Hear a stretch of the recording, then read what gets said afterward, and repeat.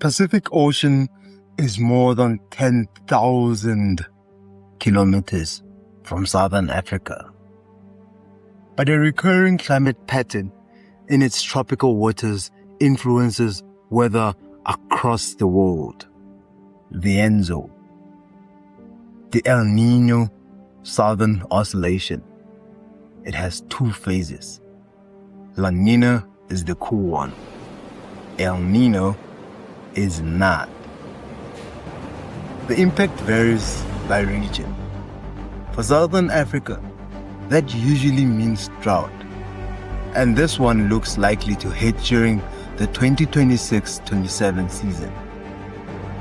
South Africa is preparing for an unusually early strengthening El Niño. The country is likely to see hotter than normal conditions, raising the risk of a drier summer. Scientists are warning that it could become one of the strongest El Niño events on record. The biggest concern is on its possible severity and pressure that it could put on our water resources and our farmers. Veld fires, dry weather, lower harvests, livestock pressures. How severe could these events get? How much will this affect food prices? What about feed prices? Will farmers recover? South Africa is coming out of a strong harvest season after La Nina, which boosted the country's agricultural production, grain especially. The rains ended later than usual in 2026, so farmers are entering the new season with higher soil moisture, better irrigation dam levels, healthier water tables, and ample grain supplies.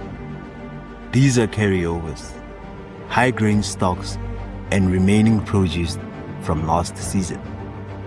And they may soften the drought's impact on feed or food prices. As the season approaches, crop farmers are asking whether their strategies are strong enough to survive the drought. Some have chosen to plant and rotate cover crops as a way to reduce the effects of drought. For most South African summer regions, establishing cover crops now after harvest or before the coming planting season is generally too late. But some farmers already did it, planting cover crops during the rainy season and resting their fields instead of leaving them fallow to keep the soil in condition. Was it worth their time and money? Will it help them survive El Niño? Many farmers ask the same thing. Why spend money on a new crop when there's main crop right here to plant? It's a fair concern. Cover crops and green manure should at least lower the risk, either by boosting the soil's moisture holding capacity or by spreading economic risk through diversification. You can't harvest cover crops, but you can diversify by using the fallow land to graze animals. Cover crops can also hold the soil in place and keep it healthy during fallow years when there is no crop that is planted.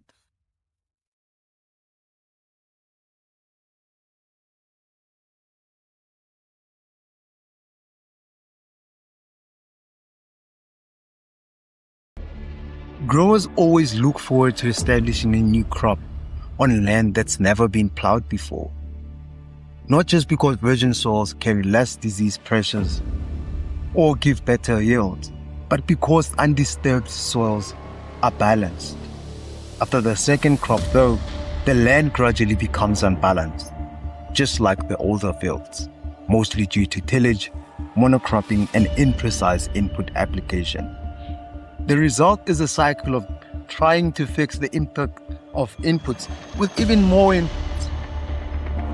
The results of good virgin soil can largely be recreated through crop rotation, specifically with cover crops and green manures, especially when using multiple species because it's species rich. Cover crop rotation means planting different crops in the same field systematically. rather than planting the same crop year after year, which is monocropping. Instead, the farmer plants green manures like legumes, like cowpea, red clover, then plows them under while still green, without harvesting, to prepare the soil bed before planting the main crop like maize. This enhances nutrients like nitrogen. Green manures fix atmospheric nitrogen through the rhizobium bacteria on their roots, which can help increase nitrogen in the soil. But it doesn't eliminate the need for fertilizer. It's a way to improve soil nitrogen, not a substitute for fertilizer. One of the biggest misconceptions about crop rotation is that it is simply growing a different crop next season.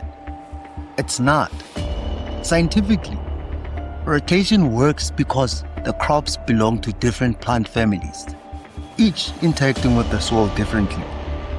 Planting maize, a grass family crop.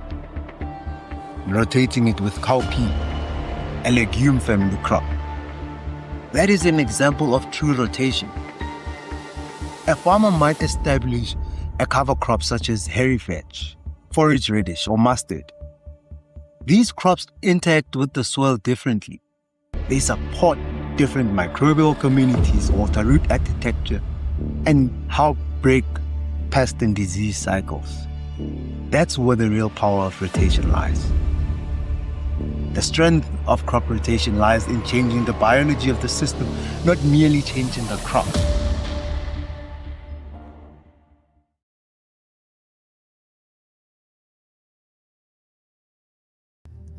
There are many challenges around moisture, growth, and termination timing. When it's time to terminate the cover crop or green manure, good timing and the right method are needed to terminate it effectively. Termination should be planned so that during low rainfall seasons, for example, the cover crop doesn't absorb the little moisture that the main crop will need after planting. Typically, it's terminated just before the cover crop starts using a lot of water. In dryland farming or during drought years, managing the water trade-off between the cover crop and the upcoming cash crop is a delicate balancing act. Terminate too late and the cover crop uses up the remaining soil moisture, leaving the cash crop's seedbed dry. Terminate too early and you lose out on the biomass and soil building benefits. In dry years, termination usually happens at least 2 to 3 weeks before planting the cash crop. For example, failing to control annual ryegrass before planting maize results in crop competition and seed production. Ryegrass covers the soil fast, which can work as an advantage, preventing erosion, improve water infiltration into the soil, or it can become the farm's enemy by competing with the cash crop. There are several cover crops to grow. Cowpea, a legume, is often used as a cover crop or green manure in dryland production. Other common legume cover crops include winter pea, sweet clover, hairy vetch, grown very successfully in no-till soybean production in the Free State.